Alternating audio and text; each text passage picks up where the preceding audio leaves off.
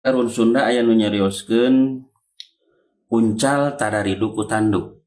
Ieu mereatikeun ka urang sadayana yen urang kudu wekel ku kailmuan, kudu wekel ku kaparigelan hirup. Sabab jalma nu boga ilmu mah tara ridu mamawa.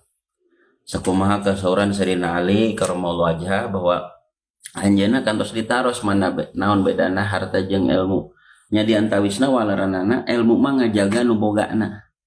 Harta mah pan kudu dijajaga, kudu diawasi loba kasieun sieun leungit sieun. Ilmu teu kudu sieun dipaling.